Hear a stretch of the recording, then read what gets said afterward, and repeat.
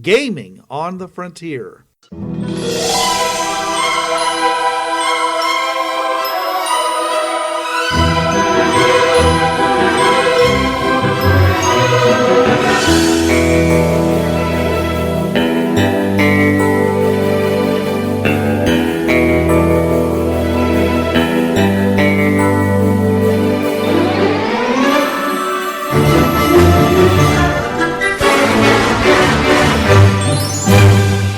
And now, your hosts. This is Bruce. This is Trav.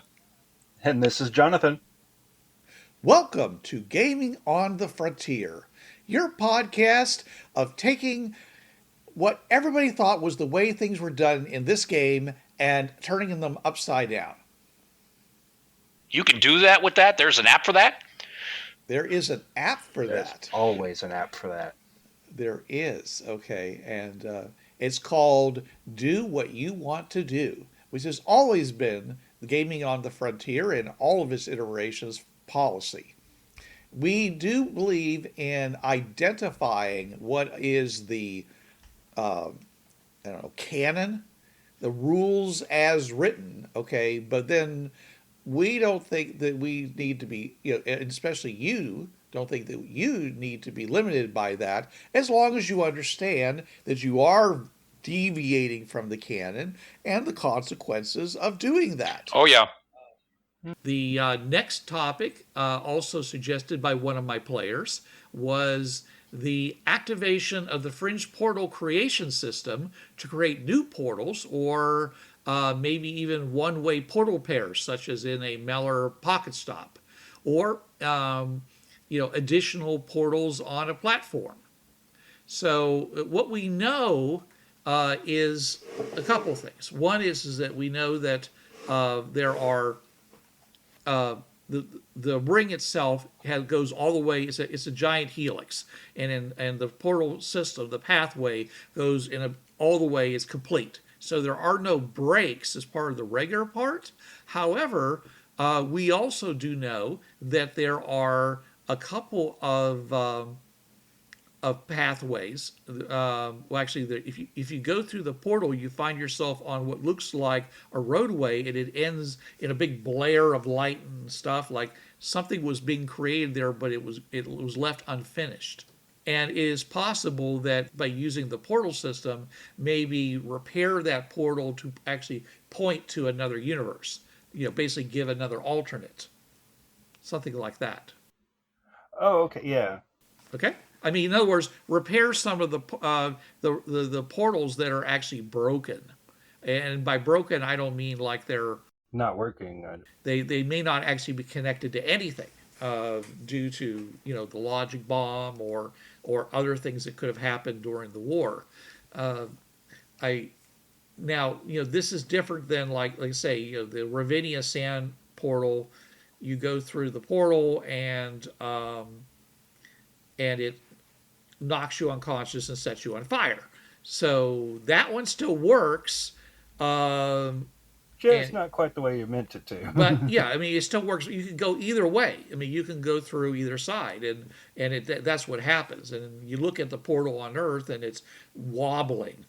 And according to the lore, the Arabs wanted access to the Fringe Paths without having to go through IDET, because, of course, they were probably associated with the African Socialist Alliance.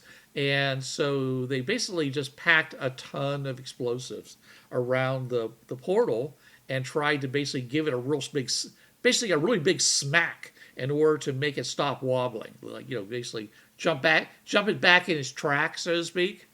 Percussive maintenance at a maximum level. Right. Well, and they did this, and it worked, except for the fact that it basically created glass out to I think 100 miles in every direction, at least to the horizon, which is 20 some miles away. So that's like 40 miles across. And just glass. It was nice, smooth glass.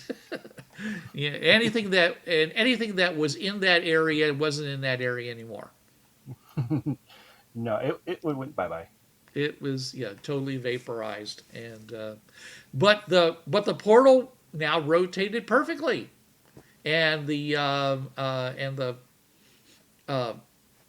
it was a full rig station too, which is one of the reasons they wanted to do it. And it was, by the way, it was not affected by this at all. It wasn't hurt by the explosion, nothing. It was just perfect, So the survivors rejoiced. All five of them. And of course, this isn't in any way similar to what was in the movie Stargate, because they don't have any like giant ring that was not working, and they found it in the deserts of Africa or Libya or Saudi Arabia or anything. That didn't happen in that movie. No. So no. Yeah. It was purely somebody's idea all by their own. Anyways, but we're not bitter. Not anymore.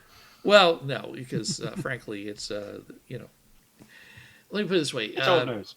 it's very old news, and secondly, it's like they basically did a really good job with Richard's intellectual property. I think the show itself is excellent, acting is excellent. Went on for 10 years, which is incredibly long for any, and that's the first one. Not even talking about the spin-offs. Okay, that's incredibly long for any series to do. I think I saw rumors that they're getting ready to maybe start up a reboot or a refresh of the original series. Yes, now Like you had to bring ruin back- it. Well, it sounds like it might be a sequel. Like they might be bringing back the actor who played Daniel Jackson from the series. Oh, well, I haven't seen him do anything for a long while, so maybe okay. I saw him on Burn Notice, and I love that. But yeah, Yeah, we're getting off I'm just topic. saying. Burn Notice is old news too. That's true. Okay. All right. Off the tangent. All right. Going back to all right. So creating new portals. Okay. So we don't.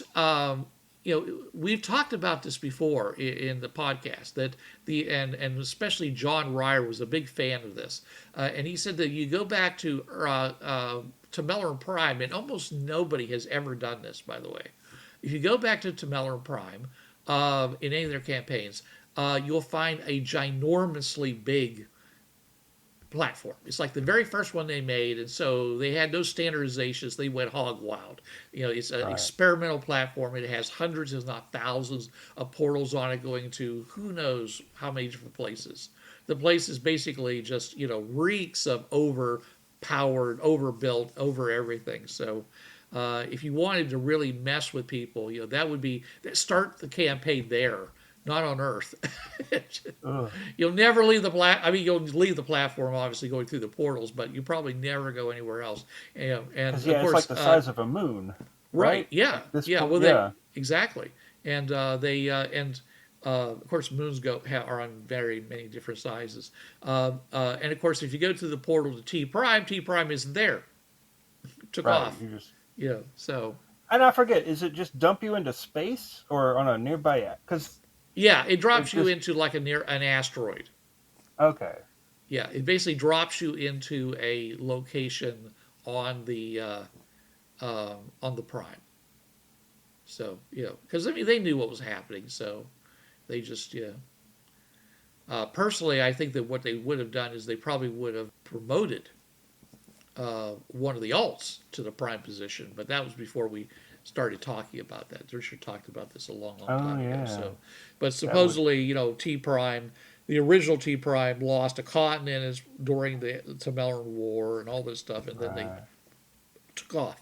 Anyways, the point is, we know that it's possible to have more than the standard 4 50-foot wide portals, which are the pathway portals, and 8 of the planetary portals. We know, but because everybody, if you're going to do millions upon millions of platforms, you standardize, and so that was how it was standardized. So, anyways, but it doesn't mean you can't. All right, it's just the system is still there. It's unless you're a GM and want to say, well, yeah, but the machinery platform making machinery, they went and worked their way all the way around until they got back to T prime. You have to go back to T prime to get that, or that's what you want. That's what you do if you don't want to do it. But it's easier just to say no, you can't do that. So why messing with them? But so assuming that the machinery is somehow inside of the platform, you could bring it up and do one of two things. One is either create another portal somewhere on that 600-foot wide platform to going somewhere, maybe another portal to the to a prime, or another portal to a ninth alternate. The other possibility is you could have it insert a new node between two nodes. Yeah. This is now node 1 plus 1.5. Yeah, and that to me is actually a little bit more reasonable because it doesn't cause the system to break its own rules. Right. It's not creating a ninth portal on a planetary portal on an 8 planetary portal thing, which would be against its programming, but saying, hey, I just want you to insert another node and be like, sure, boss, no problem. I don't even see that being against its programming, though, because this no, I don't see that as being against its program at all. No, but I mean, I'm saying even like doing like a ninth portal on like an alternate platform, simply because we know that the building was automated, but I mean, I could easily see an engineer coming in after the fact and saying, all right, well, this particular prime is of particular importance, so let's add 2 more ring stations. Right. Well, but you would still be over. You would. I don't mean break its programming in the sense that you're like, you're damaging it. I'm saying is that on its own, it probably the AI, wouldn't normally do that. It would have to be like admin level access here, whatever. But getting it to like actually insert another node in between two nodes, that probably would be easier. Yeah. Might be a lot lower level access point, a lot lower DC or something like that. So because if you're in a campaign where you really have done a lot of exploration and you really don't, and you have to now travel hundreds of nodes in one direction or another, and you haven't introduced the extra sets, the other fringe paths, the above, below, forward, and back, which would give you four more sets of portals in close connection for you to explore.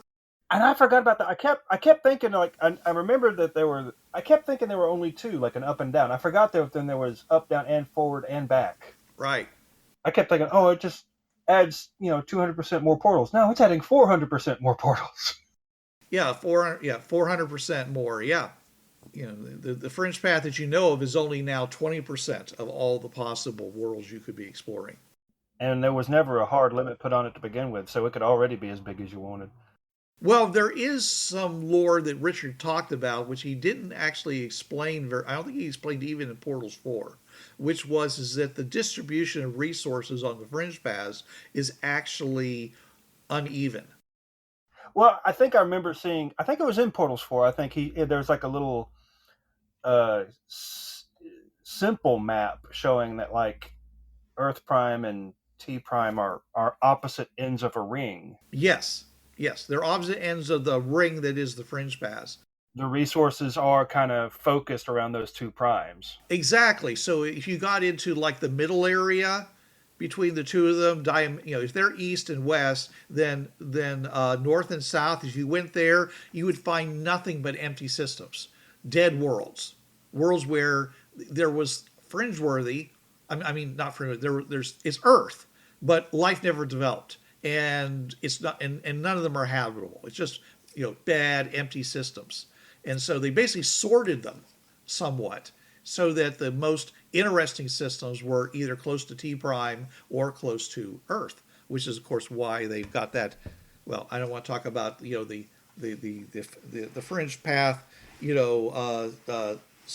season closer that's in Portals 4. But I'm just saying is that, so that's one thing you could say is that if you actually started traveling and, traveled, I don't know, a million, a million nodes and stopped, and let's say that was somewhere, because it's a million, so I guess it would have to be 500 million. I don't know, whatever the math is.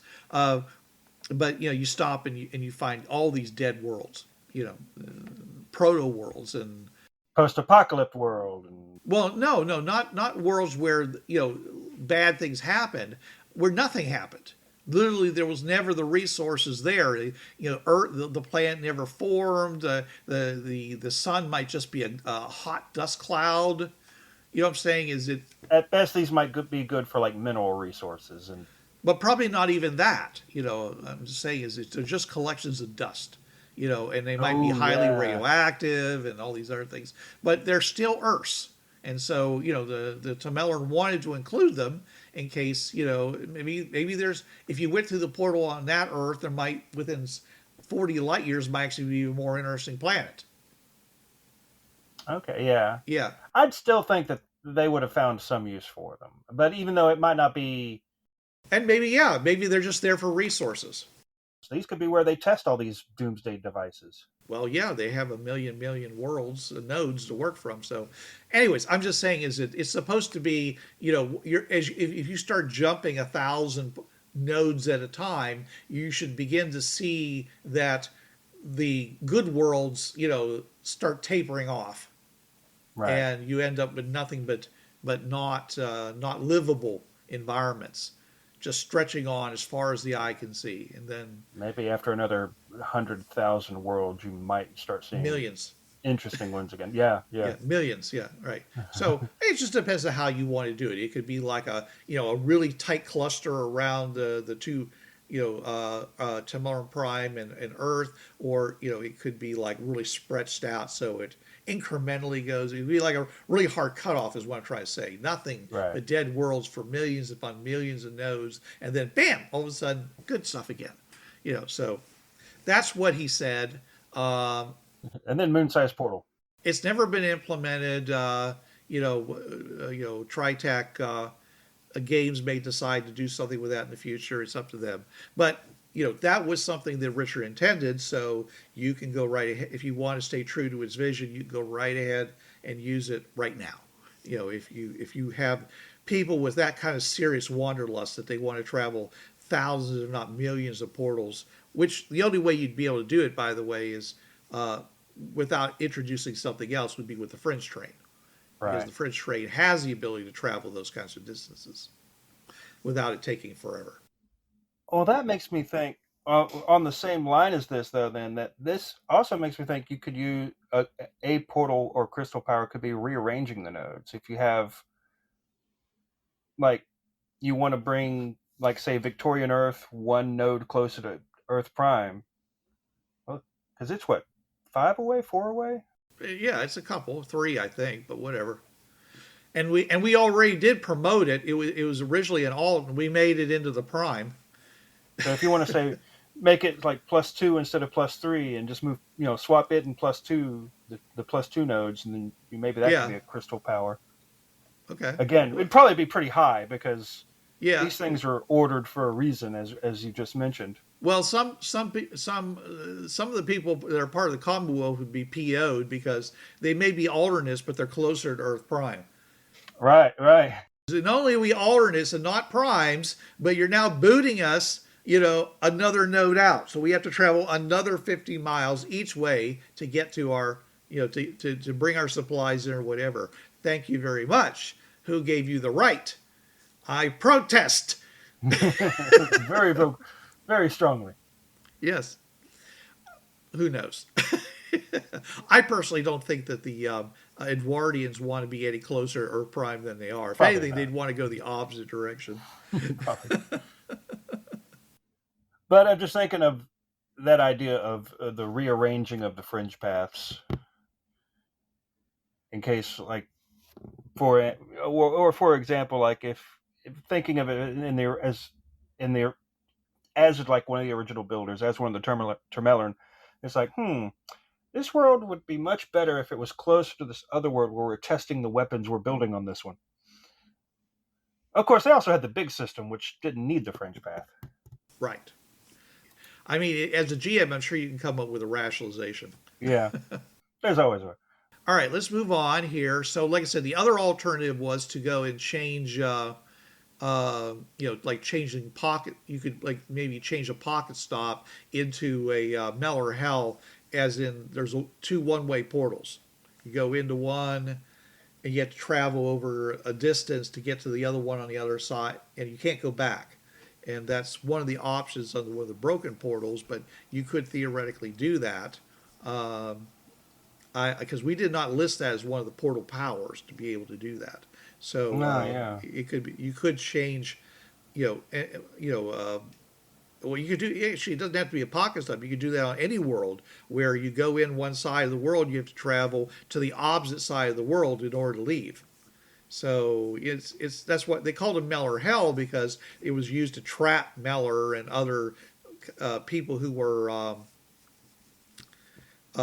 aggressive, and Oh you yeah. know, basically they come through, they can't go back, they don't know there's another portal on the other side, and so they tend to cluster around the one that came through, ready to grab whoever comes next and try to force them to change it back or let them out. Right. And so you end up with all the Meller clustered around the one side. It's um, anyways, it's you could do that on purpose. You could do that on purpose. I'm not sure why. I can think of one reason to do it. Remember that the great fringe race? Oh. Change the portal to an alternate to be a one-way portal with another one on the other side of the world. Now you got to circumnavigate the world as part of the race in order to leave, to get on to the next part of it. Yeah. Around the halfway around the world in 20 days. Well, it's Just who to get to the knows? next world. Depends on what you got. You know, I mean, what Yeah. depends on what you have available to you. You know, how amphibious is this world got lakes? You know, or oceans? How amphibious are your vehicles? You know, this would be a good way of like cutting out all the people who aren't really serious about it. Or, like I said, if you want to just go and say, okay, we're going to take a penalty. It's like we lose like days of time, or our position fall. We have to rebuild it. If you had like a vehicle that just couldn't hack it, and there wasn't Right. anything in the rules that allowed you to upgrade your vehicle, which I think would be part of the race. You'd be allowed to change your vehicles, but if you Oh yeah. did, there would be a penalty. You didn't stick with the same one. You didn't pre-prepare correctly. That's where like super engineering comes in. So that was that was one of the things he wanted. He wanted basically the ability to create new portals, and such. And I'm okay with that. Again, Yeah. this seems like something that would be a very high level. So it's something. It gives you more things to do in your late campaign, by the way. So that's fine. Yeah. Now, another thing that he wanted to be able to do was he wanted to be able to remotely, in other words, as in on the world side, change portal settings. So, like for example, if there's a warp there, he wants the ability to turn the warp off, turn the warp on, or he wants the ability to turn the fringe on the warp off or on. He wanted to actually be able to do a lot of things like go ahead and change everything from the other side. And Like everything you'd be able to do from the pylon. yeah, I mean the pylon's there for a reason. He just didn't want he wanted to be able to just basically stick his hand in his pocket, grab a crystal, and just start doing all kinds of stuff with it. Changing it. Especially if like you there were Meller there, and you wanted to change, and you're a high level, and maybe the Meller aren't as smart. They don't know this much about the new fringe features and things, and you can basically just make the portal impossible for them to leave. So that would be something that'd be nice to be able to do. But I myself, I definitely don't think you should be able to change the security of a. Well, again, it's up to the GM. Changing the Right. security level of the of the portal might mean that the Meller wouldn't be able to, with the crystals that they have, wouldn't be able to get back out. Because if you take your crystal and throw it away, someplace they can't find it, and Chuck it off the platform. well, no, I'm saying If you're still on World. if you're on the world, check it into the Marianas Trench or Yeah. something like that, and you're not getting that. So these people, don't have that kind of technology. So, and so you got a Meller who's going to have to start doing a lot of shape changing into things that can go deeper and deeper in the ocean until they can finally get down into those kinds of depths. I guess I don't know. I'm just saying, is it just anything to slow them down a bit? Give the IDET a chance to realize something's amiss and maybe send a rescue party to help you. I myself don't like the idea of some. I like the idea of being able to turn the warp on and off, or be able to turn especially the fringe on and off. Yeah, I could see certain functions of this, but yeah, I don't know if I'd give them full pylon control remotely. And the way we described changing the security level was literally you put the crystal in, and then you basically, by using some of the buttons, you can lower it, or raise it, okay, and then when you can't raise, you can't raise it above your level of the crystal. Right. You can lower it all the way down to no restriction at all. And then after that, someone has to have a crystal. If it's above 0, then you have to have a crystal equal to that level or higher for anybody to be able to go through the portal. Right. And so but it's an option. It's something that he wanted new portal powers, new crystal powers. He wanted to be able to do that too. So what do you think? You like the idea? Again, certain abilities, like turning off the rainbow effect, doing things where, I don't know if I give full, certainly not security control without the pylon there. I think this thing would be, because the point of the warp is twofold. It's for covert observation by the Commonwealth, or hey, the ring station's buried, you need to dig it out. And yeah, in either case, you don't want to have full access to all the abilities of the ring station without having the ring station. It just, to my mind, I would, yeah, Fair enough. I wouldn't do all of them. Some of the features, yeah, sure, they can control remotely, because that would kind of make sense for some of those features, but yeah, not full control now. I'm sure that he would like anything as an improvement. Mm-hmm. So also the ability, when you're on an alternate, we know that there are 8 stations on that world, because if you promote it to a prime, those all become active.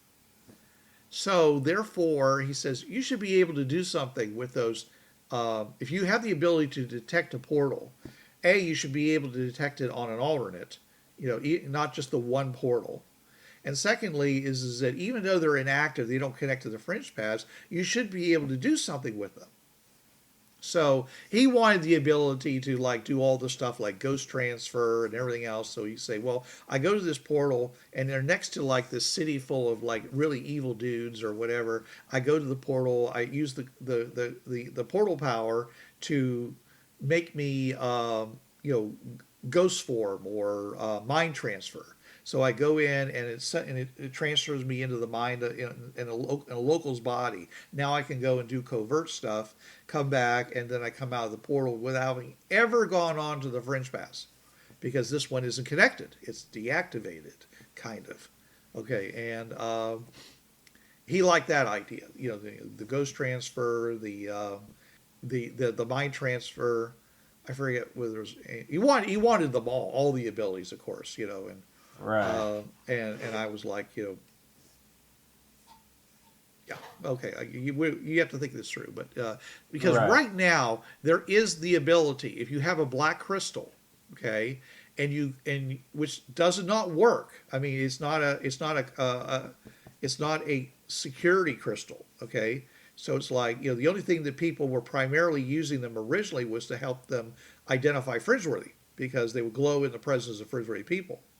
But and of course now that we have these additional functions, you could now use a black crystal to do those things. Okay, so but one of the things we did say is that if you have a black crystal in your hand and you walk through a portal, what it does is that it has you come out uh, clockwise based upon the way it's set up on the platform to the next active portal on the world. On the Prime, yeah. On the Prime, right. So he's saying, he said, well, why couldn't, we're on an alternate and these aren't connected, but they're still connected to its own local subnet. So why, as long as it's not, if the only reason it's inactive is because it is you're on an alternate and there's only one world that is the identifiable one that belongs to it. Why can't you walk through there and just appear on that other world? It'll activate long enough for you to come out, and then you're there. As long as it's got that black interface or the warp is there, then you should be able to do this. And I said, well, that does sound reasonable. So that would make it a lot easier to explore a lot of these alternates because even though there's only one connection to the fringe path, you actually still have 7 other locations you can go to on the world. Yeah. So I like that idea. I like that. Part of me wants to say it would still maybe require a DC, maybe, but it wouldn't necessarily have to be that difficult to check. Okay. Maybe just a little DC to tell the system, hey, I actually want to use this feature that's normally off. Yeah. Can you imagine what happens the first time they did that though? I mean, if it's automatic, then yeah, that would be a problem because someone goes and has a black crystal in their pocket or they're fiddling with it, and they go walking through the portal, which is fine because it's open. They can just walk on the fringe path. The black crystal isn't necessary for operations, and they vanish. Yeah, they're not on the. Hey, why aren't they on the platform? Yeah, they don't come through to the platform. And no one knows where they are on the planet because they probably don't. They may not have communication gear that reaches that far. Yeah. Oh yeah. So they're like, now what do you do? Is the fringe path broken, or does everybody now have to figure out, go get themselves black crystals and come back, right? Yeah, and try to find their buddy? And I forget. Does the black crystal only transport you through active ring stations or even warps as well? No, it'll do warps if they're active. Yeah. Okay, I could have sworn I had it in my head that it only worked for active ring stations. So. Well, I mean, essentially, I was the one who came up with the idea, and Richard gave it his blessing. Yeah. So it was published back in Infinite Crossroads when I got Richard to agree to it. So, anyways, so that's an additional thing you could do, and I think it might make exploration. It would make the world more interesting because otherwise they go through the portal and all you got is what's there. Yeah, that one little spot. Yeah. And you may not be willing to explore the rest of it. It's one of the reasons why we put Faerun on a Prime, because we wanted them to have 8 different places to go to. But if you add this as a feature, then as long as you've got a black crystal, then you should be able to go to any location. And of course, what we've said is that basically, unless there's something broken about the portal, even if the portal is underwater or something like that, it'll produce a warp, and therefore you'll be able to go to it. You just so it's because I always complained to Richard. I says, I don't understand. It's inactive. So what does that mean? And he says it doesn't work, and he's like, but how do you fix it? It's at the bottom of the ocean. And he just kind of gave me one of those mischievous grins that says, well, one of these days I'll tell you. And never did, so I don't think he knew. He hadn't thought of it. And later on, we said was whenever you create and that was for the D20 edition, whenever a portal has been compromised, it creates a warp at the nearest stable location. And so that meant that, the one that's in the inactive one that's in the Sea of Japan really isn't inactive. It's actually there's a warp somewhere on an island or on the coast of China or on even Japan. I don't know exactly where the portal's supposed to be, so I don't have the map in front of me. But anyways, Right. so a lot of these so-called inactive portals really weren't inactive, because the only way to have inactive portals is for this feature not to work, where it produces a warp whenever it gets Right. inactivated. So, and that would mean there could possibly be a lot of alternates where you can't go through them; they just don't work because Yep. somebody dropped a mountain, collapsed the cave that the warp was in, and or the ring station was in, and that until you dig it out, that place doesn't have access. So we said a long time ago we didn't want to do that. So that's what I'm saying is that to me, the inactive only is a thing where they just basically turned off the portal on the ring station, Right. and that's but you could just as easily turn it back on. Unless it's been locked. If it's been that's why I said it makes more sense to say this portal's been locked with a security level than to say it's inactive. Exactly. Yeah. Okay, all right. Let's see here. Oh, Trav says he's with us in spirit. I saw that. Yeah. All right. So okay. So one of the ones I think it was you or Trav was that he wanted the ability to gain. You wanted to gain the ability to send messages from one portal to another, especially down the fringe paths. Ooh. Because right now, the only way, you're on Pony Express, essentially. Someone has to physically carry a message from one side of the portal to the other. And you certainly can't take it world side. So if you had the ability to take a crystal and stick it up against the side of your neck the way they put wands in Harry Potter and start using it as bullhorns and just send a message to somebody, and it would just broadcast verbally in the on the warp or the portal side or something. I'm sure he would have wanted to be able to set up a whole email system where you could log into the system and get your mail. I could easily see this being like these crystals acting like cell phones in some instances, where Yeah. you activate this feature, and as long as you can mentally imagine the other crystal, because in my mind I always felt that these crystals were almost like your wallet or your ID. Like a civilian only had one crystal at a time. Any member of the Commonwealth was supposed to only have one crystal at a time. They weren't supposed to have any. They were supposed to be used by engineers. Right. Well, that's what I'm saying. At most, even an engineer should only have one crystal on them. So if they needed to talk to another engineer down the line, they knew what crystal that engineer had. So if they could imagine that, or even if they could just picture that engineer, they could use the crystals to send message to him that way, almost like a telepathic cell phone. Except not telepathic because the Tamellards didn't like telepathy.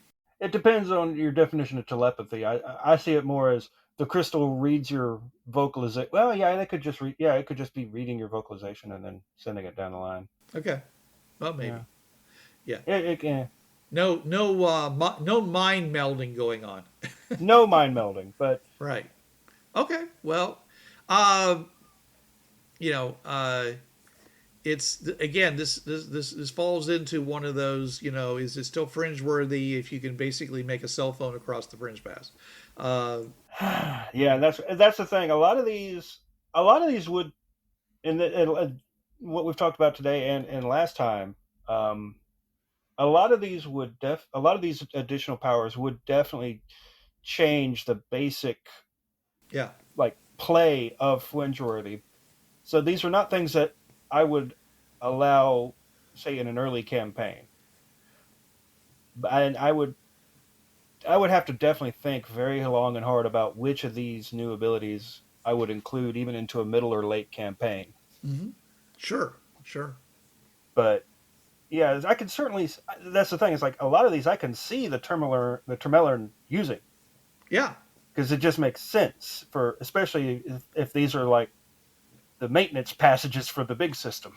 Well, the like Schmert and the other Tamelan engineers. I mean, don't they coordinate with each other? How do they find each other? Yeah, Somehow they know. heck, they seem to know when a single person from Earth Prime just walks onto the platform. Well, that's what we said.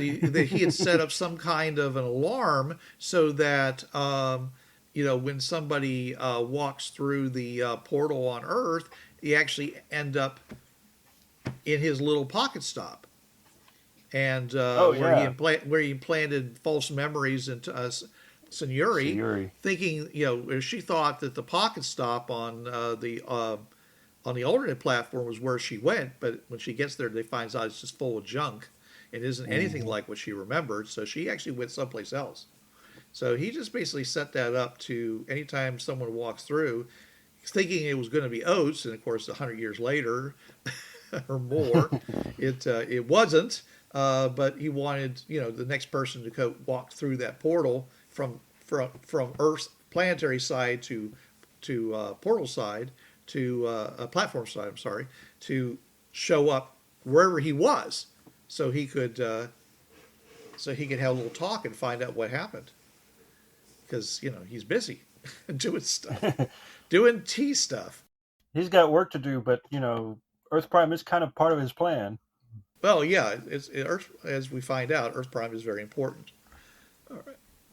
Okay, so the last thing I have is I don't think at any point because we as in our podcast, because the latest edition of the D20 edition, and the unofficial Savage World edition, um, they have things like magic and powers and things like that are in the game. Okay, but they're part of the system. They're not part of the actual uh, the lore. Right. The canon or whatever like that. So one of the things was, since we started adding worlds, especially because they're in the maps, they're in the portal maps where there's magic going on. Then, if we're going to give the ability to create all these defensive measures that we've talked about earlier in the show, why not the ability to have magic resistance? Yeah, I think we talked about this last time. Yeah, Did we? Because Yeah, I had a thing at the end here, like the last thing I thought of, so I wasn't sure we'd actually talked about it. yeah, it was one of the ones I suggested earlier, and yeah, yeah, it was like, to my mind, it makes sense that if you're an engineer and you're having to work on one of these magic worlds, I'd rather opt out of the magic, please. Well, I mean, if you have hostile Earth elementals and you're trying to do something, then it'd be nice to have some kind of magical protection against them. Hmm. And of course, anything that's passive that means they can't hurt you is always going to be better for someone who's trying to get a job done than have to fight them. Right. Right. So, anyways, the that's why the defensive dome is really nice, because again, it keeps them on the though that one doesn't says it doesn't stop attacks. It just stops radiation and other things like that. But we talked about maybe adding an actual physical defense dome.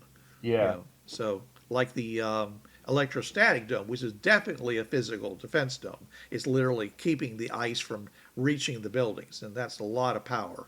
So Oh yeah. okay. So that's all I got. That's all the ideas we came up with. I assume you haven't come up with any more ideas while we've been talking. Nothing that's come up to my mind. Again, a lot of this is like, how would I incorporate this into my campaign? Which of these would I, since my campaign is going to be set on a completely different prime from IDET, and it's honestly going to be something halfway between, say, Stargate and Sliders, where it's, these 4 or 5 Fringeworthy are the only ones known across the entire planet, and they can't go looking for more. So they're all kind of, but they do have, a large corporation backing them up. How would they, like, which of these might be a better idea just to make their lives a little bit easier, since they don't have an entire world backing them, basically. Right. Well, it always comes down to the question is how easy you want to make it. Yeah. How hardcore is this game? What are Right. your players like? Are they all a bunch of Navy SEAls that, laugh at the idea of having to, laugh at deal them. with hurricane force winds, on a world that they're trying to explore? If there's if you got that kind of people, then go for it. But Yeah. I think most people, especially if they're trying to adventure on a more casual level, then they're going to want it not to be. They want the Sliders more than the Stargate. Well, they don't want it to be actively hostile all the time. Right. They want some downtime to have some fun. Right. So they want to see it coming. Here's the wacky world where everybody speaks in monosyllabic words. Lovely. Ah. Bueller. Oh, yeah. Oh. The people who change their accents every 5 seconds because the GM can't keep from doing that. I should do that just because I have that problem. I start off with a good accent and I lose it, and then I'm like, Yeah, that always happens. You start All right. off Scottish and then somehow you find yourself Australian. yeah. Well, And that's not good versions of either. yeah. I gotta say that's that insults both of them. Yeah. Exactly. All right, so thanks everybody for listening. We gave you a lot to work with. Feel free to pick and choose. I think that if you tried to implement everything we suggested, it might be a little too much. You definitely would change the tone, the nature of the game a little bit. Maybe more than you wanted. So be discerning. But I'm not going to tell you how to GM. So I trust you, and your players trust you too. So have fun. If you have any more ideas about things you would like added to the Crystal Key powers or the portal ability, then please let us know. Post it to fans of the Gaming on the Frontier podcast. Post it to Podbean. Post it to each individually. We don't care. We'd love to hear from you. So, and of course, if you do any of these ideas, let us know. Was it wonderful? Did it crash and burn? We inquiring minds still want to know. Are your IDET adventures now suddenly gods of the Fringe Path? The great fear. All right, and we will have more for you next time. So until then, this is Bruce Sheffer saying there are a million worlds out there, so go explore them. And this is Trav. There's a reason why it's called gaming. It's for having fun. Gaming on the Frontier podcast is wholly owned by its hosts. It is released under the Creative Commons 3.0 license.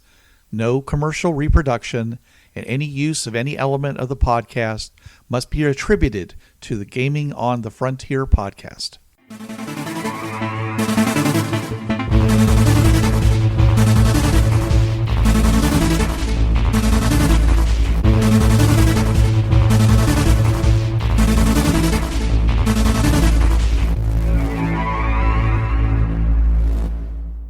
Hi, this is Trav from the Travcast. Listen to me Tuesday nights, 8 to 10 p.m. Eastern on listen.dementiaradio.org:8027.